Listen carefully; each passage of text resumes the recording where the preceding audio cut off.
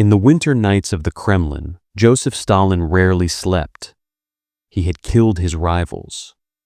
He had purged his army. He had sent millions to die in frozen camps. And yet, one name still haunted him: Leon Trotsky, the man who built the Red Army, the man who once stood beside Lenin, the man Stalin could never control.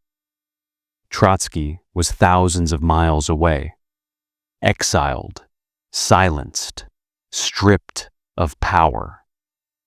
But in Stalin's mind, he was everywhere, in whispers, in rumors, in fear, according to historian Robert Service. Stalin's hatred for Trotsky wasn't political anymore. It was personal. Trotsky had mocked him, called him a mediocrity, a bureaucrat who betrayed the revolution. For Stalin, it was unforgivable. A bullet could end a life, but not an insult. He told the NKVD, "Wherever he hides, find him." And so began a hunt that crossed oceans and continents, from Moscow to Mexico. A hunt for one man, driven not by politics, but by paranoia. This is not the story of a revolution. This is the story of revenge, the story of a dictator who could not rest until his last enemy stopped breathing. In 1917, the Russian Empire collapsed. From its ashes rose a new world, chaotic, furious, and hungry for change. Two men stood at the center of it: Leon Trotsky, the orator, the intellect, the strategist who commanded words and armies alike, and Joseph Stalin, quiet, calculating, watching every move from the shadows. To the people, Trotsky was the face of the revolution. He led the Red Army, inspired crowds with fiery speeches, and brought order to chaos. Even Lenin admired him. Stalin, meanwhile, worked behind closed doors, not on the battlefield, but at a desk, signing appointments, controlling records, placing his loyalists where they mattered most. He wasn't a hero. He was a system. Lenin trusted Stalin with power few understood, as General Secretary of the Communist Party. A position others thought small, but Stalin saw it as a throne. From that desk, he decided who rose and who vanished. According to historian Simon Sebag Montefiore, Stalin began crafting his empire quietly, one appointment at a time. Trotsky, busy shaping the revolution, didn't see it. Or maybe he did, but underestimated the man he once called a gray blur. Then came Lenin's illness. His mind faltered, his body failed, and the balance of power shifted. Trotsky believed Lenin's vision would survive through debate and democracy. Stalin believed it would survive through control. In his final writings, Lenin grew wary of Stalin's growing influence. He called him too rude, too dangerous for power. It was the warning of a dying man, and Stalin made sure it was never heard. When Lenin died in 1924, the Soviet Union mourned its leader. At his funeral, Stalin stood by the coffin, weeping publicly, while Trotsky, mysteriously, wasn't there. He'd been given the wrong date. To the people, it looked like betrayal. To Stalin, it was opportunity. That day, in the shadow of Lenin's coffin, the revolution changed hands, from the dreamer to the dictator. Lenin's body was barely cold when the battle for power began. The revolution had no king, but Stalin was already building his throne. He controlled the party's files, the appointments, the communications. Every letter, every report passed through his hands first. Trotsky still had prestige. The hero of the Civil War, the commander who saved the revolution from its enemies. But Stalin understood something Trotsky never learned. In politics, admiration fades. Control endures. At party meetings, Stalin appeared humble, cautious. He praised Lenin, deferred to Trotsky in public. Behind the scenes, he was rewriting the narrative, turning Trotsky into a villain of the revolution. He whispered to allies, "Trotsky thinks he's above Lenin. Trotsky wants power for himself." Those whispers became resolutions, then policies, then truth. By 1925, the party was no longer Trotsky's. His speeches drew polite applause. His letters went unanswered. Zinoviev and Kamenev, once his allies, shifted their loyalty toward Stalin, hoping to use him. But Stalin didn't share power. He consumed it. In 1926, Trotsky accused Stalin of betraying Lenin's ideals. He called him a bureaucrat strangling the revolution. But Stalin had already filled the hall with his loyalists. Their applause drowned Trotsky's words. When the votes came, Trotsky lost. By 1927, he was expelled from the Communist Party, the first revolutionary to be cast out by the revolution he built. According to historian Isaac Deutscher, Trotsky's expulsion wasn't just political, it was a signal. Every man who questioned Stalin's authority would share his fate. 1 year later, Trotsky was forced into exile, a one-way ticket out of the country he helped create. As his train crossed the border, he stared at the frozen horizon. Behind him stood the dream of equality, now under the rule of one man. Stalin watched from the Kremlin, expressionless. The first rival was gone, but his paranoia was only beginning.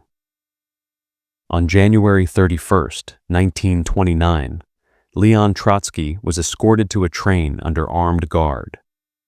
He wasn't told where he was going. He didn't need to be.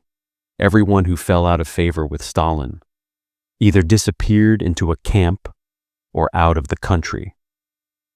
Trotsky was exiled to Turkey, an island called Prinkipo, far from Moscow, but never far from Stalin's reach. He lived surrounded by silence and fear. Every visitor could be a spy. Every letter could hide a knife. Still, Trotsky wrote books, essays, predictions. He warned that Stalin had turned Lenin's dream into a machine of terror. Revolutions, he said, devour their own children. And Stalin was proof. Each page Trotsky published enraged the Kremlin. In Moscow, his name was erased from school books. Photographs were doctored to remove him. Even his voice was outlawed. Yet Stalin couldn't stop reading his words. According to historian Robert Service, Stalin ordered Trotsky's writings to be delivered to him secretly, so he could study his enemy's mind. That wasn't strategy. It was obsession. When Trotsky moved to France, then to Norway, the NKVD followed. Spies reported his routines, his visitors, his weaknesses. Every time he unpacked his books, a warning arrived. Friends arrested. Family members gone. His eldest son, Lev Sedov, died mysteriously in Paris in 1938. Poison, some said. A heart failure, said Moscow. Trotsky didn't believe in coincidence anymore. "Stalin is building a pyramid of corpses," he wrote, "but one stone is missing, mine." By 1939, as Europe marched toward another war, Trotsky found refuge in Mexico. A small house in Coyoacan, protected by high walls, steel gates, and men with rifles. He lived like a man already condemned, writing by day, waiting by night. He told his guards, "If they want me dead, they will succeed, but I will die standing." Stalin's paranoia had found its final focus. Across continents, across years. The dictator's mind circled one thought: Trotsky still breathes. And that, to Stalin, was intolerable. August 20th, 1940. Coyoacan, Mexico. Inside a modest walled house, Leon Trotsky worked at his desk, a manuscript before him, his glasses resting on the table, his cat sleeping nearby. He was 60, tired, but still writing, still fighting Stalin with words. The man who entered that day was Ramon Mercader, a Spanish communist trained by the NKVD, sent under a false name, posing as a loyal admirer. Trotsky had met him before, trusted him enough to let him in. Mercader carried a coat folded over his arm and hidden inside a small ice axe. According to historian Robert Conquest, this mission came directly from Stalin. The order was simple: silence him, forever. Trotsky leaned over to read the article Mercader claimed to have written. As he bent forward, the assassin struck. The blow didn't kill him immediately. Blood spread across the papers, and Trotsky screamed, a raw, furious sound that echoed through the house. Guards rushed in. They beat Mercader unconscious. Trotsky, still breathing, told them one final thing: do not kill him. Let him confess. He was taken to a hospital, but the wound was fatal. One day later, Leon Trotsky was dead. In Moscow, there was no official statement, only silence. But those close to Stalin said he smiled when he heard the news. His last enemy was gone. The revolution was his alone. Ramon Mercader spent 20 years in a Mexican prison. When he was released, he was welcomed in Moscow as a hero of the Soviet Union. For Stalin, the reward wasn't the death itself. It was the silence that followed. According to historian Simon Sebag Montefiore, Stalin spoke Trotsky's name only once more late in life, muttering to his guards, "He thought he could outlive me." He was wrong, because even in death, Stalin still had the last word. Leon Trotsky died far from his homeland. But he never escaped it.